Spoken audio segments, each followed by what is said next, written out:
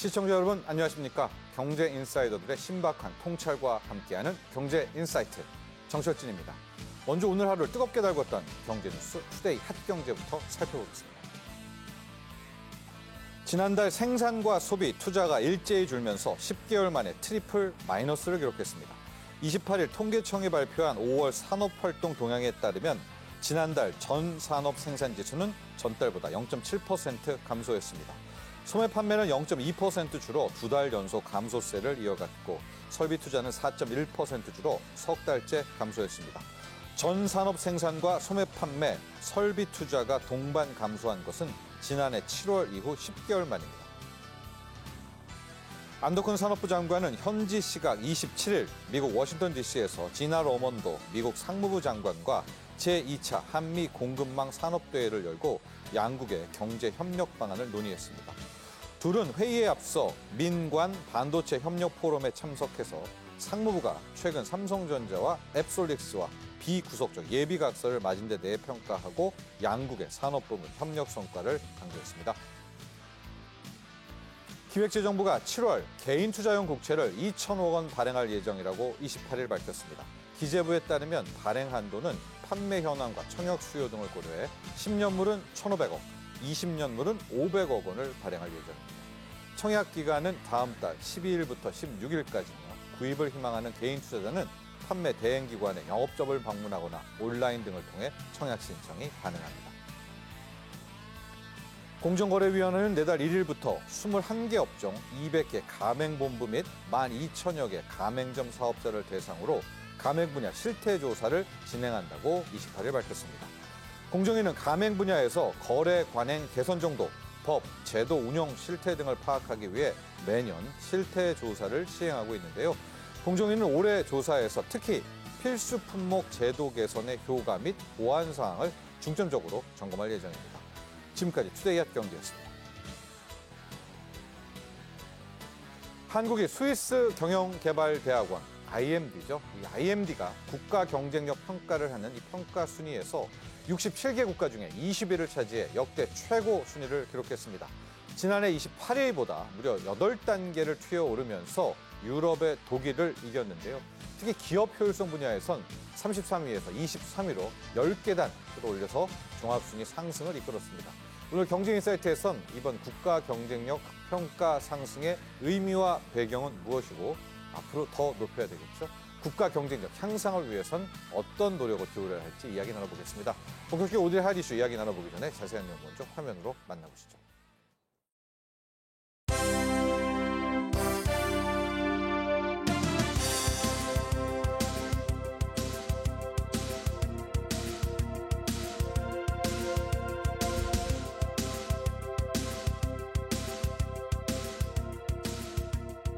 2024년 IMD 국가 경쟁력 평가 결과 우리나라가 1997년 평가 대상에 포함된 이래 역대 최고 순위인 20위를 기록했습니다. 이는 국민소득 3만 달러 이상, 인구 5천만 명 이상인 30, 50 클럽 국가 중에서 미국에 이어 두 번째로 높은 순위입니다. IMD가 평가하는 국가 경쟁력의 요체는 기업하기 좋은 환경을 만들어줄 수 있는 국가의 역량입니다.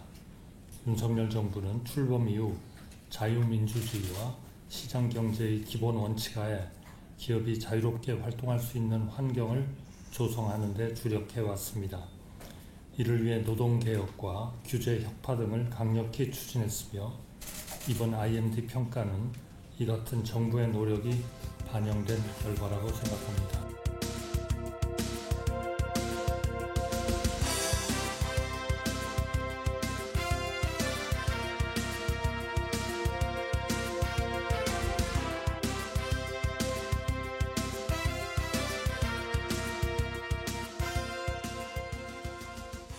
오늘의 경제인사이트 두 분의 전문가와 함께합니다. 윤상하 대외경제정책연구원 국제거시팀장, 홍춘우 이코노미스트와 함께합니다. 안녕하십니까? 안녕하세요. 자, 두 분 모두에게 공통 질문 던지도록 하겠습니다. 이 IMD, 스위스 국제경영개발대학원 국가경쟁력 평가, 정말 유명한 이 평가, 이 수치입니다. 1년 만에 무려 8단계를 튀어 올랐어요. 28위에서 20위. 이번 IMD 평가 결과에 대해서 일단 전반적인 총평을 좀 들어봐야 될 것 같은데 먼저 우리 윤상아 팀장부터 시작할까요? 네, 아까 화면에서도 보셨다시피 일단 1997년부터 계속 조사가 이루어지고 있는 가운데 계속 이번에 가장 순위가 높게 나왔고요. 기존에 이제 가장 높았던 순위는 2011년부터 13년 사이에 22위가 가장 높았었습니다. 이번에 20위니까 조사 이래 가장 높은 순위인 것이고 작년 대비 아까 보신 대로 8계단 상승을 했습니다. 이 주요 하위 지표 부문들이 있는데 이제 크게 경제 성과, 정부 효율성, 기업 효율성 그리고 이제 인프라 이렇게 4가지 부문이 있습니다. 특히 이제 눈에 띄는 거는 기업 효율성 부문이 이제 10계단이 올라와서 전체 순위를 좀 견인을 했고요.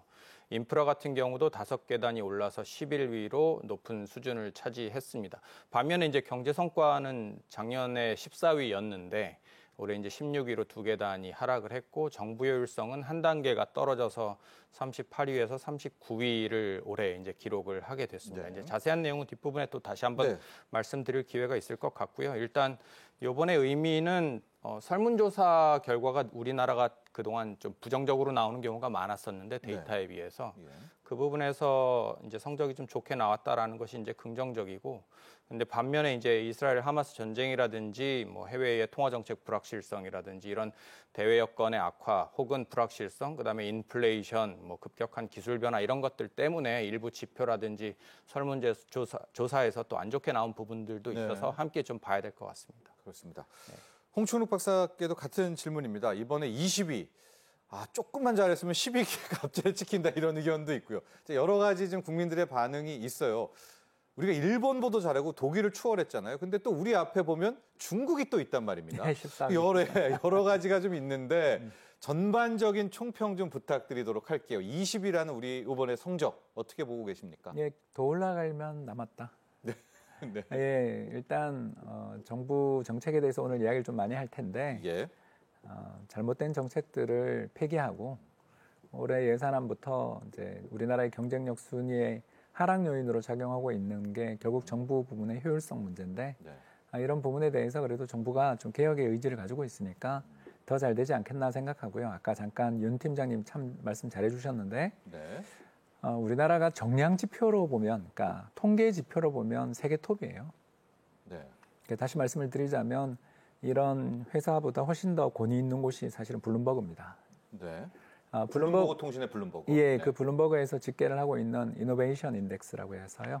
세계 이제 뭐라고 할까요? 혁신 지수에서 우리나라가 지난 10년 중에 8번 1등했습니다. 그러니까 이게 정량 지표를 보면 우리가 굉장히 잘하는 나라인데 정성에서 밀리는.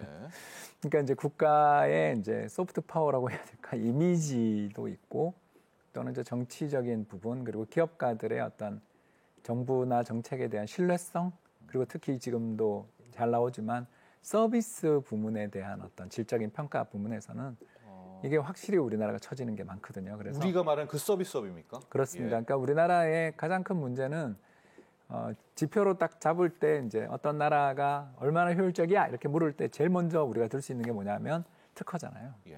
그렇지 않습니까? 뭐 국가 경쟁력이야 할 때. 예, 그렇죠. 이제 국가 경쟁력에 대해서는 이제 윤 팀장님하고 좀 이따 이야기할 테니까 그건 조금 봐주시고 이게 우리나라가 순위가 잘 나오는 가장 큰 이유는 삼성전자나 LG전자 그리고 현대차를 비롯한 한국의 대기업들이 미국에서 특허를 엄청 많이 내고 있고 그리고 그 특허의 또 인용도와 영향력 계수들이 계속 높아지고 있어요. 그러니까 무슨 말이냐면 상대가 저 특허를 내가 이겨야지 하고 특허를 내는 거예요. 그러면 인용을 하는 거죠. 난 이 특허랑 이게 달라. 이게 굉장히 중요한 개수 아니겠습니까? 왜냐하면 우리가 특허를 하나 했는데 아무도 그 특허에 관심이 없어요. 그러면 그거는 숫자 채우기에 불과하죠. 중국의 특허들이 이제 그런 문제가 있는데요. 그러니까 이런 것들을 총점으로 집계를 하면 우리는 정량에선 굉장히 잘 나와요. 근데 이제 정성에서 이제 우리가 경제가 가지고 있는 항상 최대의 문제. 제조업 생산성은 높은데 서비스업 생산성은 되게 낮아요. 그리고 서비스업이 영세해요. 그리고 우리 내수시장의 개방도가 낮아요. 요새 인플레이션 이야기들. 그리고 더 나가서 정부가 5년마다 바뀔 때마다 정책이 확확 바뀌어요. 신뢰성의 문제. 그리고 정부가 인구는 줄어들고 있는 시군구들이 엄청나게 많지만 공무원 숫자는 늘어난다는 이야기 많이 들으셨죠. 그러니까 정부 부문에 있어서의 비효율성 이런 문제들은 숫자만으로 파악하기 어려운 정성적인 부분, 특히 우리 한국의 기업가들이 얼마나 스스로에 대해서 가혹한 평가를 하십니까?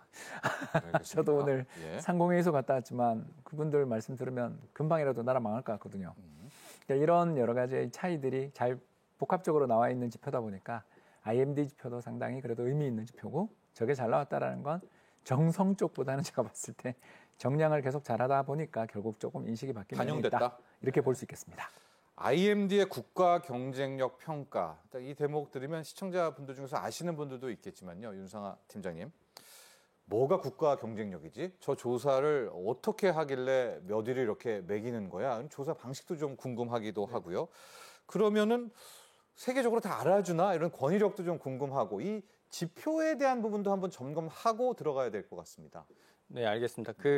일단 저희가 IMD의 한국 파트너 기관이다 보니까 제가 지표를 좀 자세히 들여다볼 기회가 있어서 말씀을 좀 드리겠습니다.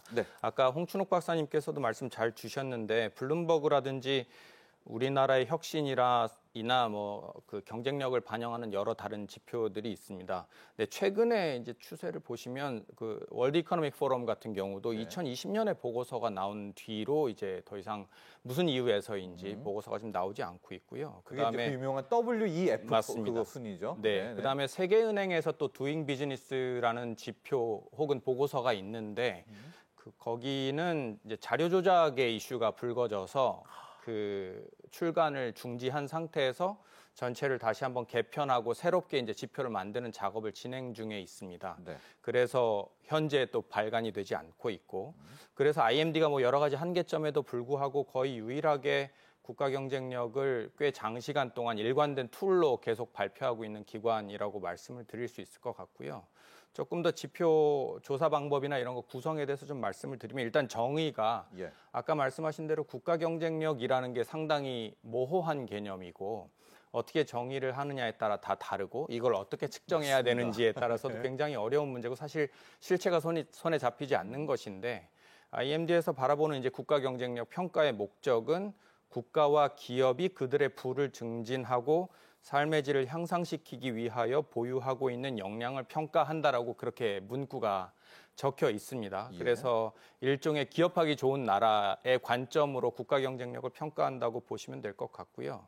이거를 하기 위해서 한 190여 개의 데이터들과 그다음에 90여 개의 설문조사를 진행을 해서 이거를 합성을 해가지고 전체 랭킹도 매기고 그 하위 부문의 순위도 매깁니다. 그래서 아까 말씀드린 그 4개 부문이 경제성과, 정부효율성, 기업효율성, 인프라인데 이 중에서 이제 설문조사는 부득이하게 이제 데이터가 없는 것에 대해서 이제 경영자들 혹은 기업인들에게 설문을 뿌려서 이제 조사를 하는 것이고 그러다 보니까 좀 변동성도 높고 그때그때의 이제 사회경제적인 분위기에 따라서 이게 많이 분위기도 타고 답변의 부정 긍정이 좀 많이 바뀝니다. 매우 그렇다부터 그렇지 않다까지 6단계로 대답을 하게 되어 있거든요.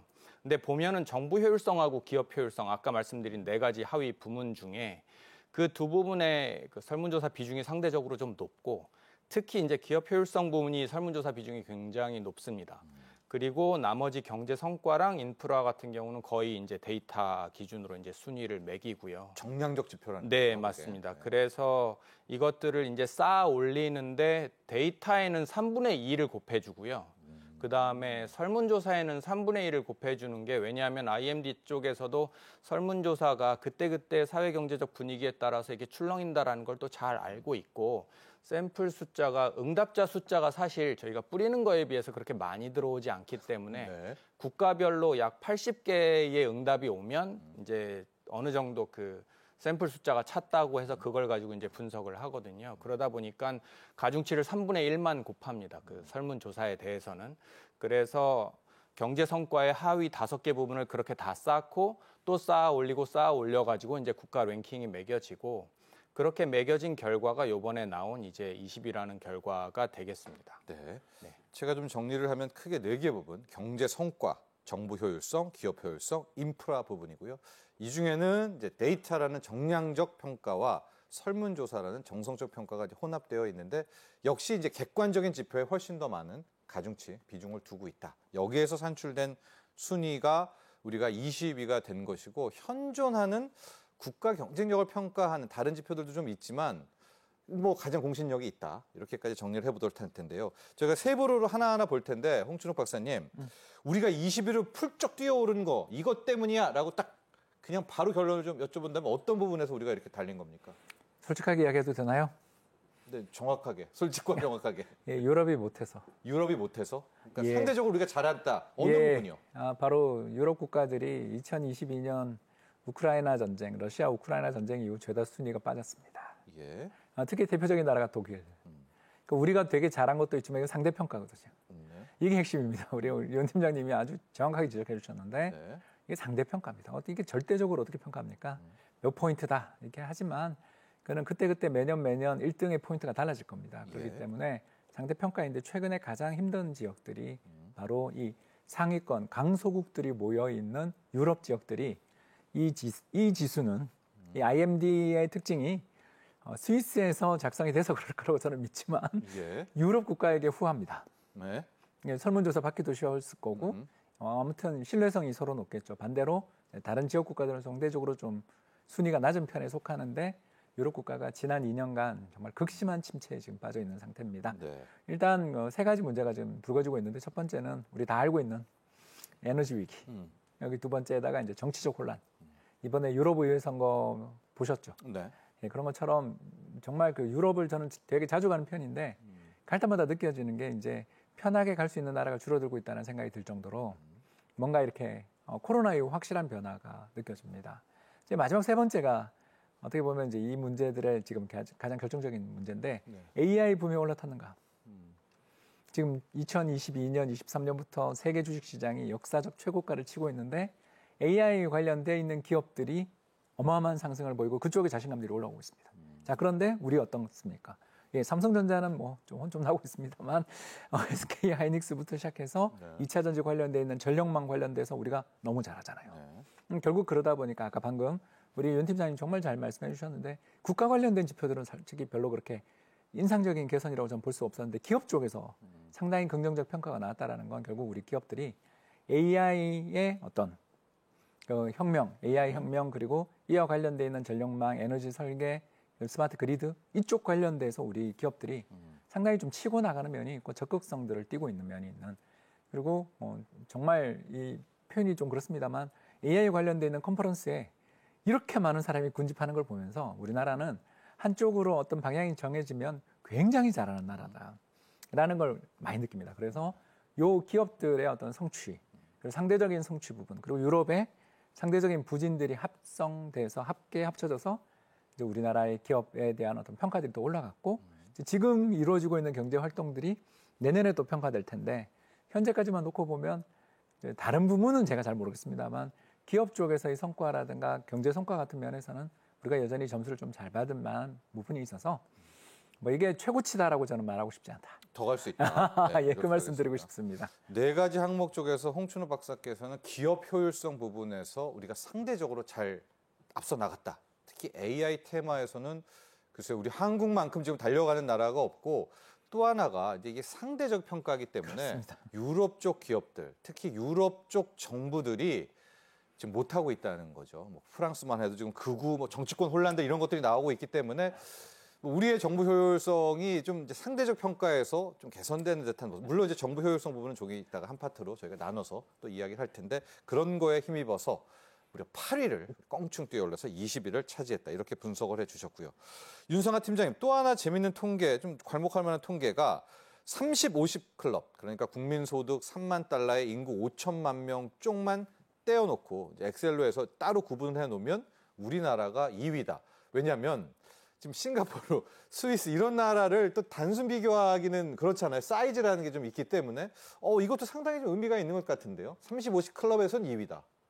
네, 그렇습니다. 그 말씀 주신 대로 이 조사 대상국이 그때그때마다 이제 숫자가 조금씩 바뀌기는 하는데 네. 기본적으로 OECD 회원국 플러스 뭐 신흥공업국들 이렇게 포함을 시켜서 자료가 접근 가능한 IMD 쪽에서 국가들을 대상으로 보통 이제 순위를 매기고요. 경우에 따라서는 뭐 러시아 같은 경우 지금 전쟁을 치르고 있으니까 뭐 순위에서 빠지기도 하고 그렇습니다.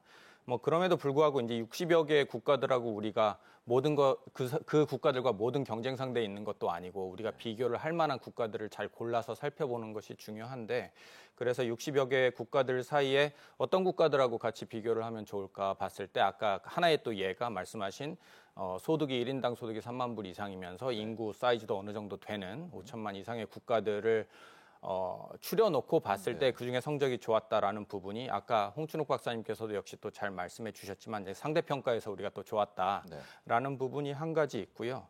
그리고 추가적으로 3050 클럽 외에도 사실 우리가 또 눈여겨봐야 될 국가들이 또 있습니다. 뭐 어떤 나라냐면 예를 들어서 우리와 비슷한 산업 구조를 갖고 있거나 해외 시장에서 경쟁 관계에 있는 그런 나라들, 예를 들어서 뭐 대만 같은 경우가 그럴 수 있죠. 인구가 작기는 하지만 대만 같은 경우는 순위가 사실 상당 기간 동안 굉장히 높게 나오고 있어요. 10위권 안쪽에서 굉장히 안정적인데 한때는 뭐 대만이 뭐 귀도라고 불리울 만큼 이제 귀신이 나오는 섬이다. 네. 청년들 사이에서는 뭐 여기 실업률도 높고 네. 임금도 안 오르고 연공서열 심하고 희망은 없고 굉장히 어두운 이미지였는데 언젠가부터 근래 한 10여 년 사이에 굉장히 성장을 했고 우리가 중소기업의 나라인 줄 알았는데 엄청난 대기업들이 성장을 하고 그러면서 사회경제적으로도 뭔가 활력도 있고 물론 이제 대만이 완벽한 나라는 당연히 아니겠지만 여러 가지 단점이 있음에도 불구하고 순위가 10위권 안쪽으로 유지가 되는 걸 보면서 우리가 3050 클럽 안에 들어선 것도 그 안에서 잘하는 것도 중요하지만 대만이라든지 또 우리 밑에 있는 다른 3050 클럽 국가들이 또 어떻게 하고 있는지 이런 것도 같이 살펴보는 것들이 중요하고요. 아까도 중국 홍춘욱 박사님께서 말씀하셨는데 중국도 성과가 좀 높게 계속 나오고 있는데 뭐 사실 요즘 중국의 어떤 경제 상황을 보면 조금 이상하기는 합니다. 뭐 부동산 부문의 문제, 부채 문제, 그다음에 디플레이션, 청년 실업률 높고 여러 가지 구조적인 이슈가 있고 미중 갈등도 있고 이런 가운데 또 순위가 높게 유지가 되는 게 또 한 가지 좀 신기한 부분이면서 또 관찰을 또 해봐야 되는 부분이 있고요. 그래서 3050 안에 있는 국가들 플러스 우리와 경쟁 관계에 있는 여러 다른 사이즈가 작더라도 혹은 크더라도 그런 나라들과도 함께 좀 봐야 될 필요가 있고 그 가운데 우리가 순위가 높게 나온 이유를 아까 홍춘욱 박사님께서 잘 설명을 해주셨는데 한 가지 첨언을 하자면 아까 우리나라 그 기업 효율성 부분에서 이제 다른 나라 대비 또 좋았던 부분이 이제 순위가 높게 나왔다 이런저런 이유에 의해서 그렇게 말씀을 하셨는데 특히 제가 설문조사 비중이 높다고 말씀드렸잖아요. 기업 효율성 부분에서 이게 이제 기업가들의 어떤 한편으로는 자신감의 표현이기도 하고 경제 상황에 대한 긍정적인 인식이기도 하고 뭐 그런 것일 텐데 그런 부분에서 숫자가 높게 나온 것 플러스 저희가 이 설문조사의 객관성을 잘 담보를 하기 위해서 데이터하고 너무 그동안 괴리가 컸었어가지고 다른 나라 같은 경우는 오히려 지표가 나쁜데 설문조사가 오히려 좋게 나오는 나라들도 있었거든요. 있겠죠. 굉장히 이미지로. 해피한 그 성향을 가지고 있는 나라라든지 예를 들어서. 근데 우리나라는 오히려 반대였었기 때문에 이걸 어떻게 하면 조금 객관적으로 당연히 뭐 설문조사를 조작한다거나 이런 건 있을 수 없는 일이고 어떻게 하면 객관적으로 평가를 할까 고민을 하다가 샘플 숫자를 저희가 좀 크게 늘렸습니다, 올해. 그래서 그 부분이 조금 영향을 또 미친 부분도 있지 않았나 그렇게 첨언을 드리겠습니다. 알겠습니다. 자, 이제 본격적으로 좀 들어가 봐야 될 텐데 4개 분야 말씀드렸었죠. 경제 성과, 정부 효율성, 기업 효율성, 인프라입니다. 이 4개 분야에 대해서 아주 정량적인 데이터 또 설문조사를 결합해서 순위가 나오게 된 겁니다. 각각으로 좀 나눠보면 물론 현재까지의 느낌 우리 시청자들이 받으실 때는 기업 효율성이 좋았겠구나라는 생각이 좀 들거든요. 그래도 한 조목 설명을 좀 해볼까요? 들어볼까요? 네네. 예, 기업 효율성이 좋아졌습니다. 그래서 2023년에 33등 하던 게 이번에 23등. 굉장히 많이 올라왔죠. 그러니까 10등이 여기 10계단. 예, 그러니까 이게 제일 좀 뒤처지던 부분 중에 하나였는데 여기가 뛰어 올랐다라는 건 상당히 의미 있는 지표라고 저는 생각하고요. 그리고 그 안에 이제 순위 상승을 이끌어냈던 내부적인 부분을 보면 생산성이나 효율성에 대한 평가들이 상당히 좀 올라간 게 있어서 이게 사실 우리나라의 최대 문제잖아요. 그러니까 우리나라가 되게 혁신 국가고 특허도 엄청나게 많이 내고 잘하는데 이게 이제 아까 이야기했던 삼성전자를 비롯한 일부 탑티어들 몇몇의 공이지 그 밑에 기업들이나 그 밑에 다른 산업들은 되게 처져 있는 게 문제잖아요. 그러니까 이런 것들 때문에 특히 우리나라의 그 서비스 부문의 생산성 부진 문제 때문에 계속 이거에 대해서 비관적인 평가들이 나올 수밖에 없었는데 이게 41위가 33위로 그리고 특히 우리나라가 그 다음으로 또 문제가 뭐냐면 노동시장의 경직성이거든요. 쉽게 얘기해서 이제 정규직 근로자들이 이렇게 경제 상황이 어려워진다 하더라도 그들을 내보내거나 네. 또는 재취업이 안 되는 이런 지금 순위가 바로 나오고 있는데 저게 이제 39위가 31위가 되는.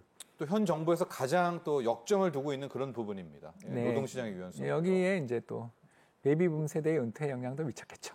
이거는 저기 아까 윤 팀장님이 정말 말씀 잘해주셨는데 샘플 늘어난 부분도 분명히 있을 거고요. 네. 여기에 이제 우리 인구 구조의 변화가 노동시장의 경직성을 좀 완화시키는 특히 우리 MZ 세대들이 굉장히 좀 유연한 일자리를 추구하고 또 하이브리드 일자리를 추구해요. 이런 것들이 영향 미치고 이제 그 다음에는 큰 변화는 없는데 그래도 금융 쪽도 좋아지고 경영 관행이나 태도 가치관 면에서 특히 제일 마지막이 전 인상적이었는데 우리 경제 별로 안 좋았는데 태도 가치관이 굉장히 좋아진 걸 보면 요건 아까 우리 윤 팀장님이 잘 지적하신 네. 바로 그 부분이다. 즉 샘플 부분도 조금 반영되고 또 우리나라 사람들이 늘 비관적 답변만 하는 그런 경향이 좀 있었는데 이걸 이번에 좀 수정한 게 가장 크지 않나 생각해 봅니다. 네.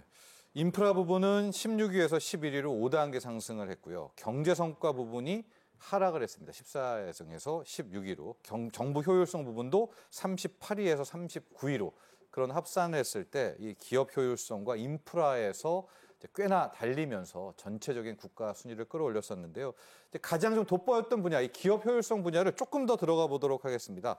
윤상하 팀장님, 기업 효율성 분야에서 좀 많이 우리가 주목이 가고 노동시장 분야에서 우리는 좀 아직도 정체돼 있다 생각했는데 정부의 또 많은 노력들이 반영된 결과다 이런 해석이 가능할까요? 어떻습니까? 예, 뭐 홍춘욱 박사님께서 설명해 주신 거에 제가 뭐 더 첨언을 드릴 게 없을 만큼 너무 말씀을 잘 해주셨고요. 네. 그런 의미에서 저는 오히려 부진하거나 취약한 부분을 그냥 그 가운데서도 좀 골라서 조금 말씀을 드리는 게 좋을 것 같아요. 균형을 좀 잡기 위해서. 네, 기업 효율성 내에서요. 네, 내에서. 그 제일 하단에 있는 지표들 중에 주주의 권리 보호 이건 서베이 항목입니다. 네. 이게 59위에서 62위로 오히려 좀 낮아졌고요. 그다음에 중소기업의 경쟁력 항목이 59위로 원래도 좀 낮았었는데 이것도 역시 서베이 항목입니다. 그러니까 설문조사죠. 63위로 떨어졌고 예. 기업 이사회가 얼마나 효율적으로 잘 돌아가고 있느냐라는 질문에 매우 그렇다부터 그렇지 않다까지 대답하는 그 설문의 순위가 이것도 60위에서 63위로 떨어졌습니다. 예. 그리고 여성의 경영 참여 이거는 이제 데이터인데 이게 56위에서 59위로 이것도 순위가 좀 하락을 했고요. 예. 그다음에 기업 부채 같은 경우 요즘 우리나라 가계부채 문제라든지 기업 부채 문제 심각한데 기업 부채가 56위에서 58위로 떨어졌습니다. 이것도 설문조사 항목이기는 하지만 실제로 데이터도 보면은 그 중소기업들이나 자영업자분들 이자 보상 배율이 굉장히 악화되고 있어서 기업 실적도 굉장히 양극화되고 있는 그런 모습이 많이 보여지고 있기 때문에 기업 효율성 안에서 전반적으로 평균적으로 개선이 되고 있고 뭐 생산성, 노동시장, 그다음에 금융시장, 경영활동 행태 가치 이런 부분들이 전체적으로 개선이 됐기는 하지만 네. 그 안에 하나하나 또 살펴보면 역시 우리가 가지고 있는 구조적인 문제, 그다음에 기업인들이 설문에 대답을 할 때 이런 것들은 여전히 조금 개선이 안 되고 있구나, 오히려 더 나빠졌구나라고 인식하고 있는 부분들이 또 나타나고 있어서 네. 그 부분을 좀 주의해야 되겠다라는 측면에서 말씀을 추가적으로 드릴 수 있겠습니다. 좋습니다. 지금 보니까 우리 정부에서 밸류업 프로그램을 실시하고 있지 않습니까? 그 기업 밸류업 프로그램이 정말 필요하네요. 지금 방금 주주에 대한 이야기들을 또 기업 이사회에 대한 분야의 이야기들이 좀 지적이 나왔던 부분이 정말 지금 우리 밸류업 프로그램과 정말 연관성이 있지 않나 이런 생각도 해보고요. 홍춘욱 박사님, 앞서 인프라는 전체적으로는 좀 순위가 올랐는데 이건 하나 짚고 넘어가야 될 것 같아요. 보건 환경 부분의 인프라가 떨어졌습니다. 아니 우리나라만큼 보건 환경이 좋은 나라가 없는데 왜 이런 통계 결과가 나온 겁니까? 왜 떨어졌죠? 네, 뭐 의료계 요새 너무 힘드시잖아요. 예. 다들. 네, 그래서 특히 의대 정원 문제부터 시작해서 예. 다양한 갈등들이 부각되는 과정에 있고 또 우리나라 건강보험의 미래 에 대한 불확실성 이런 것들도 이런 우리나라의 이제 보건 환경 부문에 대한 순위를 떨어뜨린 요인이었다고 생각되는데요. 예. 다행스러운 것은 이게 과학 인프라에서 세계 1위다. 예.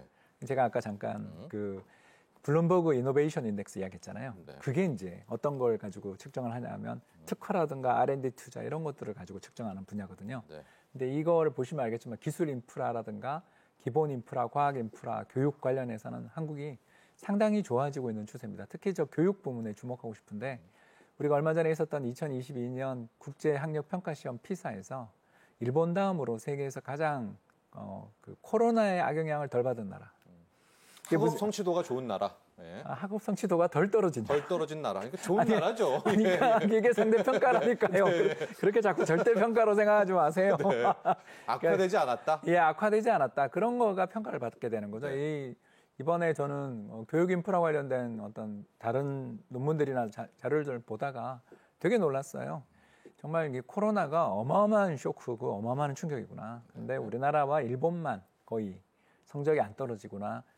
하락 추세가 반전된 이런 나라라는 걸 보면서 이제 우리나라 교육 시스템에 대해서 좀 자부심이 있을 수도 있고 또 물론 이제 그게 사교육부의 문제이기 때문에 순위 자체는 투입된 비용 대비 효율성을 저걸 따지기 때문에 19위입니다만 또 참 잘하고 있다라고 볼 수 있겠고요. 이제 조금 하나만 더 쓴소리 해도 되죠?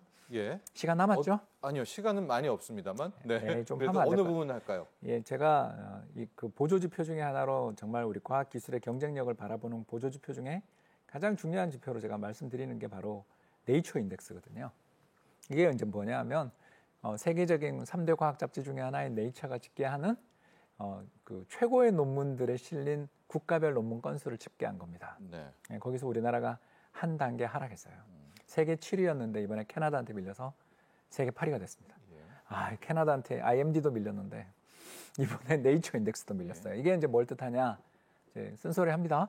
예, 연구개발비 예산 삭감한 거는 정말 좀 잘못된 결정이 아니었느냐. 우리나라가 제일 잘하는 게 이건데 과학기술 인프라에 관련돼 있고 연구개발을 이렇게 잘하는 나라인데 이게 잘 달리는 말에게 옆에서 우리가 잘한다 그러고 더 많은 우리가 양식을 주고 환경을 좋게 만들어도 못할 텐데 너무 급박한 R&D 예산의 조정들이 나온 것들이 저는 이 네이처 인덱스에서의 계속 순위가 올라가던 우리가 처음으로 지금 떨어진 거예요. 네. 그러니까 이런 세계적인 탑 과학 저널에서의 순위가 떨어진 것, 특히 그리고 그 안에서도 순위 내에서도 랭킹을 좀 살펴봤더니 헬스케어 쪽이 좀 떨어졌다.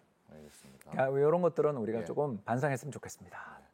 다음 분야가 정부 효율성 분야인데요. 정부 효율성 분야도 떨어졌어요. 여기도 꽤 할 말이 많고 짚어봐야 될 부분이 많을 것 같거든요. 정부 효율성 분야는 대체 하락한 원인이 좀 무엇이었을까? 그럼 개선 방안까지도 함께 갈 수가 있을 것 같습니다.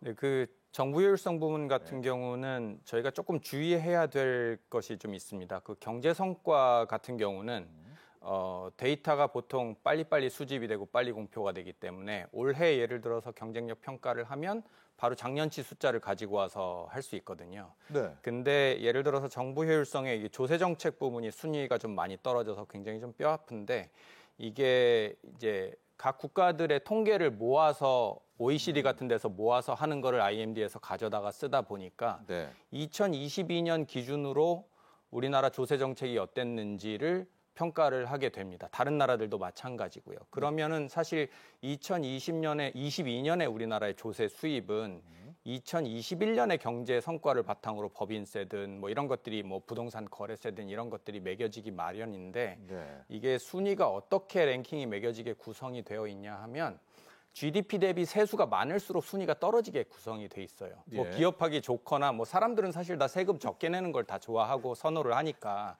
기업하는 것을 서포트하는 입장에서는 뭐 역설적이네요. 법인세도 네. 낮아야 되고 뭐 세율도 낮아야 되고 걷는 세금의 양도 적어야 된다. 그래서 IMD의 순위가 그렇게 구성이 되어 있습니다. 그러다 예. 보니 우리가 한 2, 3년 전을 생각을 해보면 그때 자산 시장도 화랑이었고 부동산이라든지 뭐 주식 관련 거래세도 굉장히 많이 거치던 시기였고 예. 기업 실적도 좋아서 법인세도 많이 거치던 시기였기 때문에 역설적으로 GDP 대비 세수가 많았던 시점이고 그게 거꾸로 이제 순위가 나쁘게 나온 하나의 배경이 된 거고요. 네. 근데 이거를 1대1로 저희가 이게 조세 정책이 잘못된 거냐라고 얘기하기에는 누구나 다 공감할 수 있듯이 조금 어폐가 있는 부분입니다. 현재 우리나라의 뭐 세수 부족이라든지 여러 가지 재정 이슈 있는 것과는 별개로 요 순위가 나쁘게 나온 데는 그러한 배경이 있어서 그런 것들을 좀 이해를 하고 조세 정책이라는 것은 뭐 사회 경제적인 합의를 통해서 우리나라가 이런 방향으로 가야 된다라는 것을 기준으로 결정을 하는 것이지 IMD 기준에 맞춰서 무조건 세수를 적게 만들고 세율을 낮게 만들어서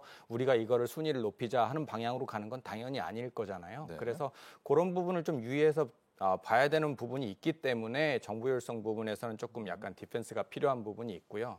근데 그럼에도 불구하고 전체적으로는 정부 효율성이 숫자가 조금 계속 나쁘게 나왔던 거는 사실입니다. 몇 년에 걸쳐서. 그런 부분에서 이제 제일 하위에 늘 위치해 있는 항목들을 조금 유심히 보면서 우리가 장기적 구조적으로 좀 살펴봐야 되는 것들은 계속적으로 모니터링을 좀 해야 되지 않을까 그렇게 생각을 합니다. 네. 네. 자, IMD의 국가 경쟁력 평가 20위를 차지한 이 부분에 대해서 일단은 이제 일부에서 좀 결론을 내리고 가야 될 것 같습니다.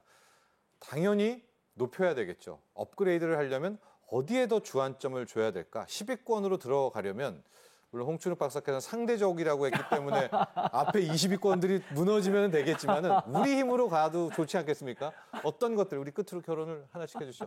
어떤 거가 더 있으면 우리가 10위권으로 확 갈까요? 예, 문을 닫아 잠그는 나라보다는 문을 여는 나라가 성과가 올라갈 것이다라는 말씀을 좀 드리고 싶은데 네. 제가 이거 순위 추이를 조금 한번 검색하고 오늘 왔는데 네.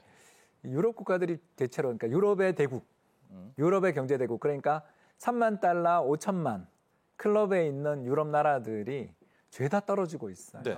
근데 그게 언제부턴가 살펴보니까 브렉시트나 그때 이후로 뭔가 문제가 생기는. 그러니까 자기가 벽을 쌓고 주변에 있는 나라들하고 무역을 하기보다는 뭔가 자기를 자꾸 지키려는 태도들을 보이면 이게 과연 국가 경쟁력이라는 건 결국 경쟁 속에 발생하는 건데 경쟁을 피하고 회피하고 문을 닫아 걸으는데 상승할 수 있는가? 네. 그러니까 우리도 좀 그런 경향이 이제 없다고 말할 수 없기 때문에 특히 아까 이야기했던 산업 정책이라든가 정부 정책에서도 그런 면들이 좀 보일 수 있다는 측면에서 저는 문을 잡아 담그는 것보다는 문을 열고 시장에서 적극적으로 싸워나가는 태도들, 경쟁을 촉진하는 태도들이 더 필요하지 않을까 생각해봤습니다. 네.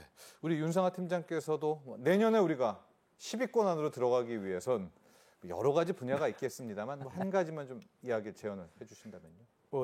조금 실망스러운 답변이 될 수도 있는데 저희가 이제 순위가 이제 높아졌던 시기를 과거 시계를 쭉 네. 보면 이 외환위기라든지 글로벌 금융위기라든지 코로나19 위기 이후의 순위가 좀 튀었거든요. 상승하는 방향으로 가서 우리가 참 위기에 강한 민족이다라는 걸 한번 이 수치에서도 좀 확인을 할 수 있었는데 그럼에도 불구하고 약간 계속 장기적으로 계속 나쁜 지표들이 있습니다. 그래서 네. 한 해 한 해 그 순위 변동에 우리가 이거를 집중을 하기보다는 계속 순위가 나쁘게 나오는 항목들에 대해서 조금 구조적으로 이걸 개선해 가는 방향으로 지속적으로 관찰을 하고 해야지 네. 중요한 것 같고요. 이거를 아까 말씀드린 것처럼 한 국가의 약간 종합 상황판 정도로 이해를 하고 받아들이는 게 오히려 너무 여기 랭킹에 매몰되기보다 그런 게 좋다는 말씀을 좀 드리고 싶습니다. 네. 네.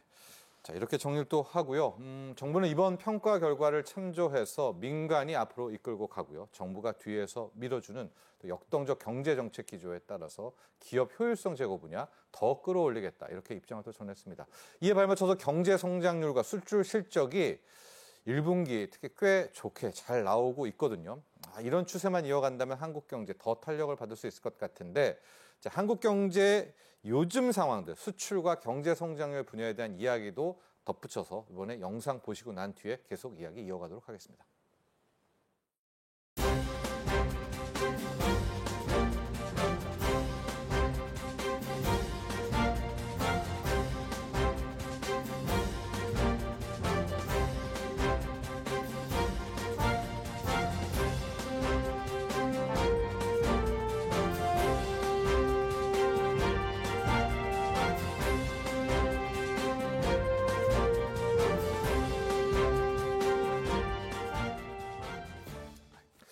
자, 홍준욱 박사님, 우리가 20위로 올라왔다는 것을 생각하고 보니까요, 지금 경제 성장률 1분기에 너무나 상향 조정이 됐었지 않습니까? 맞습니다. 이것을 IMD도 알고 있었나? 특히 최근에 수출 찍히는 것들 보면 뭐 화장품, K식품들 놀라울 정도로 이 정도로 잘 나오고 있기는 한데 자, 경제 성장률 한번 뭐 전문 분야이시기도 하니까 분석 좀 해주시죠. 예, 서프라이즈가 날 것 같습니다. 네. 예, 그 우리가 잘한 것도 있고 운이 따른 것도 있고 그런데요. 둘 다 잠깐 말씀을 드리자면 가장 중요한 서프라이즈가 난 건 반도체 쪽에서 제가 아까도 이야기했지만 AI 붐이 이렇게 클 줄은 몰랐습니다. 네. 그래서 엔비디아를 중심으로 하고 있는 이 반도체 분야에서의 주문 수요들과 전망들이 시시각각으로 개선되고 있다라고 말씀을 드릴 수밖에 없고 이게 우리나라 전체 수출에서 약 13에서 14%를 차지하는 반도체 한 분야가 이렇게 올라오면 이게 전성기였던 2016, 17년처럼 20%까지 간다라고 생각할 수 있기 때문에 여기서 굉장히 좋고요. 또 다른 하나의 호재가 나오고 있다라면 바로 전 세계 원자재 가격이 이렇게 경기가 좋은데도 불구하고 중국 부진 때문이겠지만 네. 그렇게 크게 오르지 않고 있다라는 거죠. 그래서 네. 우리나라 교육 조건이 개선되고 있습니다. 네. 그럼 교육 조건이 개선되면 구매력들, 수출한 돈으로 수입할 수 있는 물량이 늘어나니까 구매력 높아지고 있다는 점들을 생각해 본다면 저는 현재와 같은 성장률이 올해 충분히 나서 다른 모든 국가들의 이제 경제 전망 기관들이 한국을 2% 초반 정도로 다 봤었는데 잘하면 오래간만에 정말 3%의 벽도 뚫을 수 있는 그런 정도의 호조건들이 이어지고 있기 때문에 이 경쟁력 순위도 저는 내년을 더 기대해 볼 수 있다고 생각합니다. 네. 그러니까 올해 1분기뿐만이 아니라 전체적인 경제 성장률도 연간으로도 서프라이즈가 현재 추세로는 가능하다. 이제 또 뭐 다른 정책들을 잘 써야 되겠지만 예. 적어도 외부 환경은 상당히 좋아져 있고 거기다가 환율까지 높다 보니까 네. 이 원화로 GDP를 우리는 측정하잖아요. 그러다 보니까 수출 물량들도 늘어나고 하면서 우리나라가 아무리 물가를 갖다가 이렇게 조정을 한다 하더라도 예. 현재와 같은 물량 증가 및 단가 개선이 이루어진다라면 저는 3%도 충분히 가능하지 않을까 싶습니다. 그렇습니다. 지금 한국은행 OECD 전망률이 나왔는데 0.4%포인트나 높게 잡았거든요. 윤성아 팀장님, 1분기에 이미 우리가 이거 보여줬었고 2분기도 지금 괜찮거든요. 3분기에 뭐 엄청난 일이 벌어지지 않는 이상은 올 한 해를 상당히 좋은 실적으로 마무리를 할 수 있을 것 같은데 1분기 때를 좀 놓고 보면서 한번 연간까지도 전망해 준 그런 시간 가져보면 좋을 것 같아요. 뭐 일단 말씀하신 대로 그 반도체 기술 사이클을 우리가 좀 잘 탄 측면이 있어서 네. 성장률이 좀 좋게 나오고 있고 아까 OECD도 얘기가 나왔지만 IMF도 그렇고 그 주요 이제 투자은행들의 예측치를 보면 대략 한 컨센서스가 2% 현재 기준으로 2%대 중반 정도를 보이고 있는 것 같습니다. 이제 올린 거죠. 네, 올린 거죠. 그리고 사실 한편으로는 작년에 대한 기저효과도 어느 정도 있을 것이고요. 작년에 성장률이 워낙 안 좋았었기 때문에 그래서 이제 그 두 가지가 우리나라 성장을 지금 주도를 하고 있다, 이끌고 있다 그렇게 말씀을 드릴 수 있을 것 같고 뭐 한 가지 좀 조심스러운 부분은 이제 민간 소비가 부진한 것인데 여기에는 사실 물가 상승률이 아시다시피 아직 높고 그러다 보니까 실질 소득이 그러니까 명목임금 상승률에 비해서 물가 상승률이 높다 보니까 실질로 느끼는 우리의 소득이 계속 감소하고 있어서 거기에서 오는 문제 플러스 이제 가계나 기업 부채 문제들이 여전히 있죠. 그리고 자산 시장도 부진하지 않습니까? 뭐 특히 이제 미국을 바라보면 워낙 그 저평가죠. 전 세계 주식 시장을 거의 이제 홀로 독식을 하고 있다시피 하고 있는데 자산 시장이 부동산, 주식 다 좀 부진하고 있고 그리고 기업 입장에서도 아까 말씀드렸던 것처럼 중소규모 기업들이 이자 보상 배율이나 뭐 여러 가지 부채 문제들 이런 것들로 고생을 하고 있어서 이 실적의 쏠림이나 양극화도 우리가 좀 눈여겨보는 가운데 전체적인 성장이 좋아지면 우리나라 성장률이 높아지기는 하겠지만 그 가운데 이제 소외되는 산업, 기업, 그다음에 가계 부문에 대한 신경도 충분히 써야 되고 그렇게 하고 있다. 정부가 그렇게 말씀을 드려야 될 것 같습니다. 네. 섣부르긴 하지만 금리 인하의 재료 기대감이 현실화가 된다면 우리 입장으로서는요 훨씬 더 큰 폭의 경제 성장률 상승도 예상해 볼 수 있지 않겠습니까? 우리가 좀 미리 좀 김칫국 마시는 것은 앞서간다 하지만 금리 인하의 재료의 파급 효과는 어떻게 보십니까? 금리 인하 같은 경우는 사실 뭐 자산 시장이라든지 뭐 이런 것들에 도움을 주는 소비 측면이 쪽도, 있지만 예.